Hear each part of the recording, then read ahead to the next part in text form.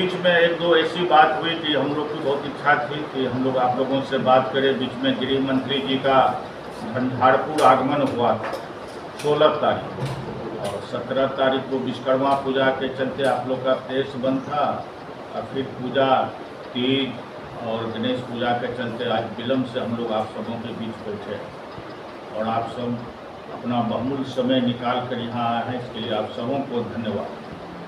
सबसे कल जो देखने को मिला हम लोग कि पार्लियामेंट में पेश हुआ है महिला विधेयक, परसों ही कैबिनेट से मंजूरी हुई और कल वह पेश हुआ। यह बहुत ही स्वागत योग्य कदम है। केंद्र सरकार के इस निर्णय का हम लोग स्वागत करते हैं, लेकिन वही हुआ जो चुनाव के समय होता है। यह करने के लिए देश के माननीय प्रधानमंत्री आदरणीय नरेंद्र मोदी जी ने 9.5 साल से भी अधिक का समय लगा। यदि उनको महिला के प्रति इतना चिंता रहता तो यह बहुत पूर्व में ही उनको करना चाहिए था।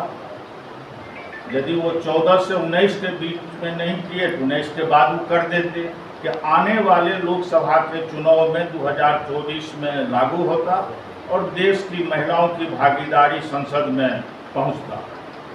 लेकिन जब चुनाव निकट आया तब उन्होंने स्पेशल सत्र, और स्पेशल सत्र जब भी बुलाया जाता है, आप सबों को मालूम है कि करोड़ों का करोड़ रुपया सरकार का खर्च होता है। एक माह पूर्व, 1.5 माह पूर्व ही अभी पार्लियामेंट का सत्र समाप्त हुआ, उस सत्र में ही ले आना चाहिए था। लेकिन देश में जिस ढंग से बेरोजगारी और महंगाई बढ़ा हुआ है, तो लोगों को ध्यान बांटने के लिए उन्होंने स्पेशल सत्र बुलाने का काम किया, और देश की गरीब जनता जो महंगाई से त्रस्त है, बेरोजगारी से त्रस्त है, उनके खून पसीना का पैसा अनावश्यक रूप से स्पेशल सत्र बुलाकर किया गया। इनको पूर्व के सत्र में ही ये काम करना चाहिए। दूसरी बात है, क्योंकि अब इसको लागू होने में काफ़ी समय लगेगा, अभी परिसीमन होगा, और उसमें हमको लगता है कि 2029 से पहले महिलाओं को इसका हिस्सेदारी नहीं मिल पाएगा। और इनका मानसा, क्योंकि ये लोग जान रहे हैं कि अब हम लोग को 24 में विदाई होना है।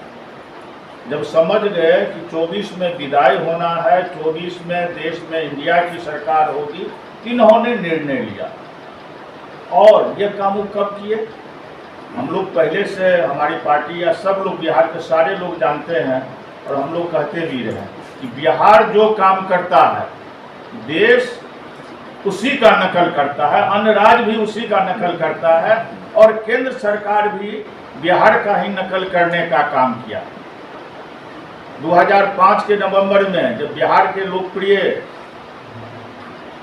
नेता, हम लोग के आदरणीय नेता नीतीश कुमार जी बिहार का मुख्यमंत्री बने, तो 2006 में सबसे पहला काम उन्होंने किया कि पंचायती राज व्यवस्था में महिलाओं को 50% आरक्षण देने का काम किया। और सिर्फ महिलाओं को ही नहीं, उसमें अत्यंत पिछड़ा वर्ग की महिलाओं के लिए भी अलग से आरक्षण का व्यवस्था किया गया, SC ST महिलाओं के लिए भी अलग से आरक्षण देने का व्यवस्था किया गया। और फिर 2007 में नगर निकाय के चुनाव में भी उन्होंने आरक्षण देने का काम किया महिलाओं को 50%, और उसी का नकल कई राज्य ने भी किया, और आज जाकर उसी का नकल, बिहार का ही नकल केंद्र सरकार करने का काम किया है। लेट देर से ही सही, लेकिन मैं प्रधानमंत्री जी को इस तरह के कदम उठाने के लिए उनको धन्यवाद देते हैं, बधाई देते हैं, और उनसे वही आग्रह करते हैं कि आप यह काम यदि पहले किए रहते तो 24 में महिलाओं की भागीदारी संसद, विधानसभा में बढ़ता। लेकिन आपने ठीक चुनाव के समय में किया है, और आप, देश की जनता इस आपकी बात को समझ चुका है, भारतीय जनता पार्टी के भाषा को समझ चुका है। और खुद अभी जो वर्तमान में देश के गृह मंत्री हैं आदरणीय अमित शाह जी, वो खुद बोलते हैं कि चुनाव के समय में हम लोग जो बोलते हैं वो जुमलेबाजी होता है। तो हम लोग को डर है कि कहीं ये जुमलेबाजी तो नहीं है, क्योंकि यह कैबिनेट हो गया है, लोकसभा और राज्यसभा में भी पास होना है, हमारे पार्टी ने भी समर्थन दिया है इसमें। और 24 में तो फिर इंडिया की सरकार होना है। जब इंडिया की सरकार होगा तो निश्चित रूप से बहुत जल्दी ही 29 आते आते यह आरक्षण लागू हो जाएगा। उसमें एक दो कमी भी किया गया है।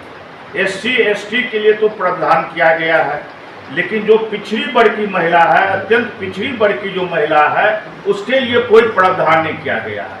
उसके प्रति केंद्र सरकार का क्या नियति है, वो अपनी मंशा को उनको साफ करना चाहिए कि अत्यंत पिछड़ा वर्ग की जो महिला है या पिछड़ी वर्ग की जो महिला है, उनके प्रति उनका क्या मंशा है, इसको भी उनको स्पष्ट करना चाहिए। रीति रिवाज रहा है मिथिलांचल का कि अतिथि देवो भव, लोग उनके सादर सत्कार में लगे हुए थे कि झंझारपुर आए हैं।